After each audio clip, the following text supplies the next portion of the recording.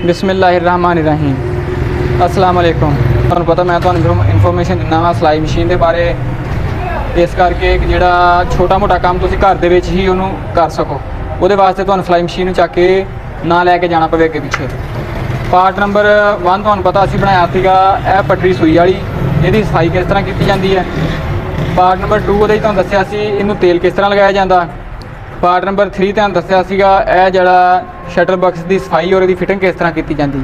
ਉਸ ਤੋਂ ਬਾਅਦ ਪਾर्ट 4 ਦੇ ਤੁਹਾਨੂੰ ਸੂਈ ਦੇ ਬਾਰੇ ਦੱਸਿਆ ਸੀ ਕਿ ਸੂਈ ਤੁਸੀਂ ਬਾਜ਼ਾਰ ਦੇ ਵਿੱਚੋਂ ਸੂਈ ਖਰੀਦ ਕੇ ਲਿਆਉਂਦੇ ਹੋ, ਉਹ ਕਿਸ ਤਰ੍ਹਾਂ ਉਹਨੂੰ ਚੈੱਕ ਕਰਨਾ ਸਹੀ ਆ ਜਾਂ ਨਹੀਂ ਸਹੀ, ਕਿਉਂਕਿ ਇਹਦੇ ਮਸਲਾ ਸੂਈ ਦੇ ਮਸਲੇ ਦੇ ਨਾਲ ਹੀ ਇਕੱਲਾ ਅਗਰ ਸੂਈ ਨਹੀਂ ਸਹੀ ਤਾਂ ਤੁਹਾਨੂੰ ਪਤਾ ਮਸ਼ੀਨ ਚੱਕ ਕੇ ਇੱਕ ਜਗ੍ਹਾ ਤੋਂ ਦੂਸਰੀ ਜਗ੍ਹਾ ਕਾਰੀਗਰ ਦੇ ਕੋਲ ਲਿਜਾਣੀ ਪੈਂਦੀ ਹੈ। ਅੱਜ ਤੁਹਾਨੂੰ ਇਹਦੇ ਪਾਰਟਸ ਦੇ ਬਾਰੇ ਦੱਸਾਂਗੇ, ਪਾਰਟਸ ਦੇ ਨਾਮ ਵਗੈਰਾ, और क्योंकि वह भी तुहानूं पता होना चाहिए। कोई भी चीज़ तुसीं इस्तेमाल करते हैं वो बारे वो पार्ट के बारे तुहानूं पता होना चाहिए। और मेरी खसूसी मेरिया भैनों नूं मेरी एक खसूसी इल्तिजा यही है कि बई इसकी सफाई का खास ख्याल रखा करो और तेल का सफाई रूटीन नाल करया करो और तेल भी इनू रूटीन के नाल ही लाया करो। और सिलाई मशीन की तुहाडी एक उहदी उम्र वधेगी, उस तो बाद जिहड़े पुरजे आ वो घसणगे नहीं, वो कम घसणगे। अगर और तेल भी अच्छा इस्तेमाल करना, तेल वो इस्तेमाल करना जिहदे बूह ना आवे। अच्छा तेल वो हुंदा सिलाई मशीन लाने वाला उहदे बूह नहीं आती, उन्होंने सूंघ के देखोगे उहदे बूह नहीं आएगी, हल्की फुल्की भी बूह नहीं आएगी।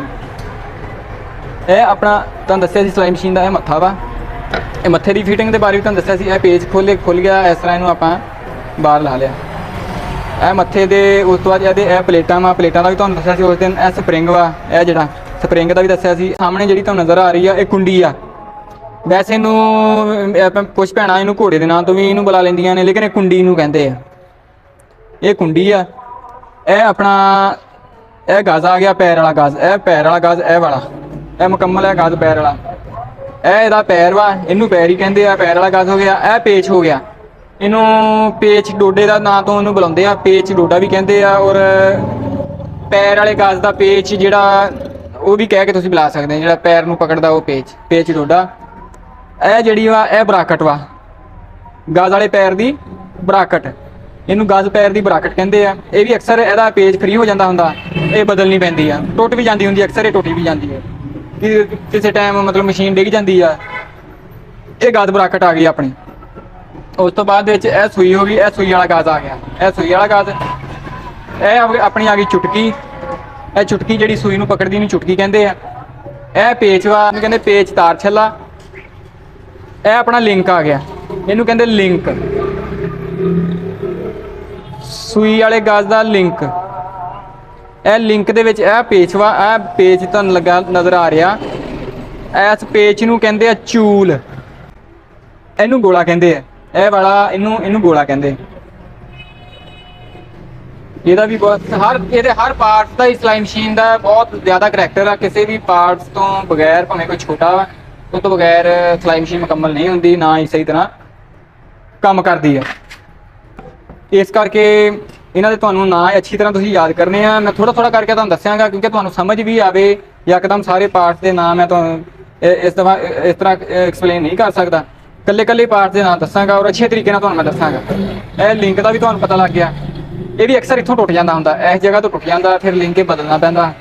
ये मार्केटों तुसीं लिया के इनू घर भी बदल सकते हैं, ये बदलने का कोई एडा ज़्यादा कोई मुश्किल प्रोसैस ਇਹਦਾ भी कोई नहीं है।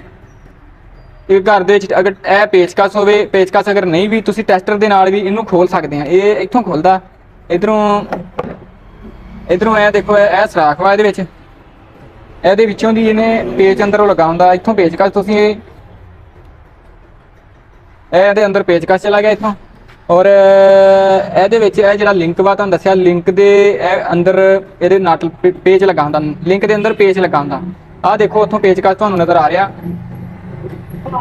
ਇਹ पेचकस आ गया। ਇਹਦੇ ਵਿੱਚ ਇਹ आम टैस्टर ਦੇ ਨਾਲ भी घर ਜਿਹੜਾ टैस्टर ਹੁੰਦਾ बिजली वाला ਉਹਦੇ ਨਾਲ भी ਇਹ गुजारा हो जाता, मतलब अच्छे तरीके नाल ਉਹਦੇ ਨਾਲ नहीं कस ਹੁੰਦਾ, लेकिन ਤੁਹਾਡਾ गुजारा ਇਹਦੇ ਨਾਲ ਚੱਲ ਸਕਦਾ। ਇੱਥੋਂ ਇਹਨੂੰ खोल के ये ਤੁਸੀਂ ਲਿਆ ਕੇ ਇਹਨੂੰ बदल सकते हैं। फिर ਇਹਦੇ बदलਣ ਦਾ तरीका ਤੁਹਾਨੂੰ अगली वीडियो 'ਚ ਦੱਸਾਂਗੇ, क्योंकि ਇਹਦੀ ਅਲਾਈਨमेंट ਹੁੰਦੀ ਆ, ਉੱਚਾ ਨੀਵਾਂ ना होवे। अगर तुसीं ਇਹਨੂੰ दोबारा कसदे आ, अगर ज़्यादा ਉੱਚਾ होवे तां भी नहीं इन्ने धागा ਚੱਕਣਾ, अगर नीवां हो गया तां भी इन्ने सूई तोड़ देनी है, धागा नहीं ਚੱਕਣਾ। अज वास्ते ये इन्ना ही काफ़ी है। ये अपने ना इन्हां दे याद रखियो। आ स्लाइड आ, इनू स्लाइड कहते, ये तुहानूं पता ही है।